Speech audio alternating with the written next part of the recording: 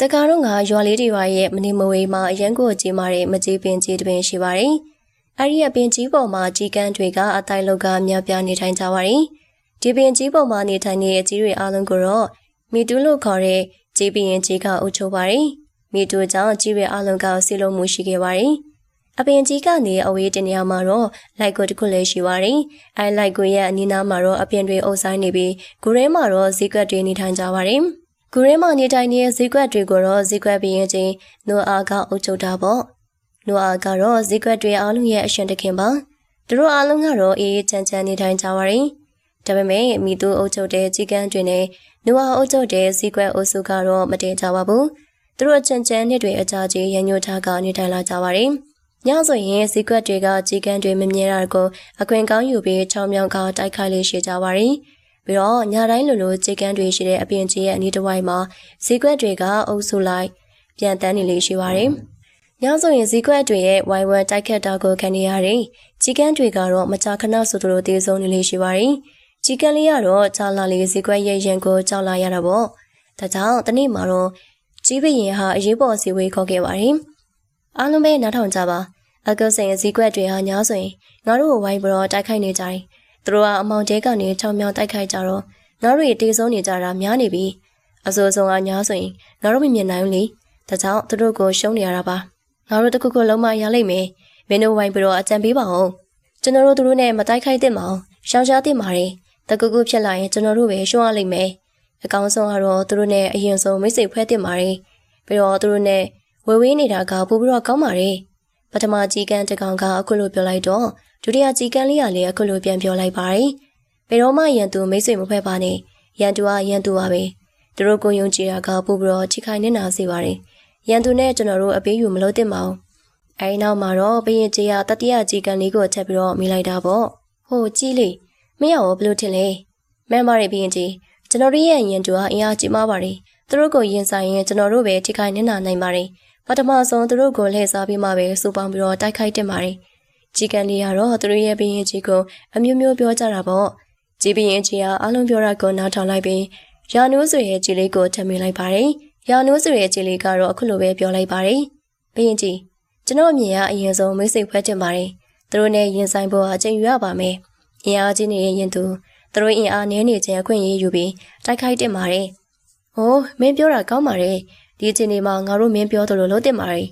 ်ဟောရင်ငါတို့ရှုံးနေနိုင်တယ်ဒီကိစ္စအသေးချာစီစဉ်ရမယ်။ကြီးဘရင်ကအလုံးနဲ့တိုင်ပင်လိုက်ပြီးနောက်တနေ့မှာတော့ရာနိုးဆွေရဲ့ကြီးကန်းလေးနဲ့တည်တံ့တိုင်ပင်ခဲ့တာပေါ့။ငါမင်းကိုဒီကိစ္စအတွက်တာဝန်ပေးမယ်။မင်းပြောသလိုပဲအမြန်ဆုံးလုပ်လိုက်ပါ။ကောင်းပါပြီဘရင်ကြီး။အရင်ဆုံးကျွန်တော်တို့နဲ့မိတ်ဆွေဖွဲ့လိုက်ပြီးယုံကြည်မှုရအောင်စူးစမ်းလိုက်ပါမယ်။မိတ်ဆွေဖွဲ့တာကကောင်းပါတယ်။ပြီးတော့မှယုံကြည်မှုအသုံးချပြီးအားနည်းချက်ကိုအခွင့်အရေးယူတိုက်ခိုက်ရပါမယ်။ရာနိုးကညံကောင်းပါတယ်။သူမအစီအစဉ်ကောင်းနေရှင်နေပါတယ်။ရာနုဟာသူစီစဉ်ထားတဲ့ရီကိုပါပြောပြလိုက်ပါတယ်။ရာနုပြောတာကိုကြီးဘရင်ကြီးကလည်းသဘောကျသွားတာပေါ့။ကြီးကလည်းသဘောကျသွားတယ်။ဒီနေ့မှာတော့ရာနုဟာဇီကွက်တီစီကိုသူတပည့်ခင်ယူခြင်းကြောင့်တွင်လင်ခဲ့ပါတယ်။ရာနုရဲ့တရင်ကိုကြတော့ဇီကွက်ဘရင်ကြီးလည်းသဘောကျသွားတာပေါ့။ဒါကြောင့်နောက်တနေ့မှာပဲဇီကွက်ဘရင်ကြီးဟာသူရဲ့တပ်သားတွေကိုခေါ်ပြီးရာနုစီကိုတောင်းလိုက်ကြပါတယ်။ရာနုဟာသူ့စီကိုဇီကွက်တွေရောက်လာတယ်လို့တရင်ကြတော့တရရကျင်အောင်ဆောင်ပြီးနေပါတယ်။ဇီကွက်ပြီးရင်လည်းရာနုကိုကြည့်ပြီးတော့အံ့အားသင့်သွားခဲ့ပါတယ်။ဘရင်ကြီးကျွန်တော်ကရာနုပါကျွန်တော်ရဲ့ဘရင်ကြီးကကျွန်တော်ကိုတန်ရရအောင်လုပ်ပြီးဒီတော့အုပ်ကနေထွက်သွားခိုင်းခဲ့ပါတယ်။သူကရန်ညိုထားနေပါတယ်။ပြီးတော့ဘရင်ကြီးတို့ကိုလည်းတိုက်ခိုက်ဖို့ပြောဆိုနေရကိုကြားရပါတယ်။ကျွန်တော်ဘရင်ကြီးစီမှာကျွန်ဖြစ်ခံယူပြစေ။အကွေရထားတဲ့တရားတွေကောင်းလာရင်နေရာတစ်ခုပေးပါ။အဲကြီးဘရင်ကြီးကိုကျွန်တော်ကိုယ်တိုင်တိုက်ခိုက်ပါမယ်။ရာနုကအခုလိုပြောလိုက်တော့ဇီကွက်ဘရင်ကြီးကလည်းသူပြောတာကိုယုံကြည်သွားပါတယ်။ဘရင်ကြီးသူပြောတာကိုမြုံကြည့်တင်မအောင်ရန်သူလိုပဲမြင်တင်ပါရီရန်သူကြောင့်ဝန်ထုံဝင်ဖို့မဖြစ်တင်မအောင်သူကြောင့်တစ်ချိန်မှအိန္ဒိယကြောက်နိုင်ပါတယ်ဇီကွက်ဘရင်ကြီးကိုမျိုးမျိုးပြောဆိုကြတာပေါ့ဒါပေမဲ့ဇီကွက်ဘရင်ကသူတို့အားလုံးပြောဆိုတာကိုညှင်းပယ်လိုက်ပြီးသူတို့နေထိုင်ရာလိုက်ကူစီကိုခေါ်လာခဲ့ပါတယ်လိုက်ကူရဲကိုရောက်လာတဲ့ကြီးကန်းလေးရာနူကတော့ဇီကွက်ဘရင်ကြီးကိုမြောက်ပင်ပြီးတော့ပြောဆိုလိုက်ပါတယ်အိုးဘရင်ကြီးကကျွန်တော်အပေါ်မှာအရန်ကိုကျင်နာတနာတာပဲကျွန်တော်တက်လုံးဘရင်ကြီးစီမှာပဲတာဝန်တွေဆက်ပြီးတော့ထမ်းဆောင်ရစေကျွန်တော်အပြန်ဝေးပြီးတော့သူတို့ကိုပြန်ပြီးလက်စားကြည့်ချင်ပါတယ်သူကခုလိုပြောနေပေမဲ့ကျန်တဲ့စည်းကွက်တွေကတော့ရာနူပြောတာကိုမြုံကြည့်ကြပါဘူး သူတို့အပေါ်လေးစားပြီးတော့ပြောနေတယ်လို့ယုံကြည်နေကြပါတယ်။ဒါပေမဲ့ရာနူဟာဈေးကွက်ဘရင်ကိုချက်ပြီးတော့ပြောလိုက်ပါတယ်။ဘရင်ကြီးကိုကျွန်တော်အရန်လေးစားပါတယ်။ကျွန်တော်ဘရင်ကြီးစီမှာကြုံဖြဲခံယူရတာကတကယ်ကိုဂုဏ်ယူစရာကောင်းပါတယ်။ကျွန်တော်ဒီမှာပဲအမြဲအတူတူနေသွားကြပါတယ်။အကြောအဆောက်ဖြစ်လေတောင်းပေးနိုင်ပါတယ်။ဈေးကွက်ဘရင်ကြီးကတော့သူဒီလိုပြောတာကိုနားထောင်ပြီးအရန်ကိုကျဉ်းနေတော့တာပေါ့။ဘရင်ကြီးကသူ့ရဲ့တပည့်လေးတွေကိုအခုလိုပဲပြောလိုက်ပါတယ်။ငါတို့ဒီကြီးလေးကိုကံကောင်းကျွေးမွေးတဲ့နေသူ့ငါယုံကြည်တယ်။အဲဒီနောက်မှာတော့ကြီးလေးရာနူကိုအစားတောက်ကောင်းတွေနေ့တိုင်းကျွေးမွေးပါတော့တယ်။ဘရင်ကြီးကအခုလိုလုပ်တာကိုကျန်တဲ့ဈေးကွက်တွေကသဘောမကျပါဘူး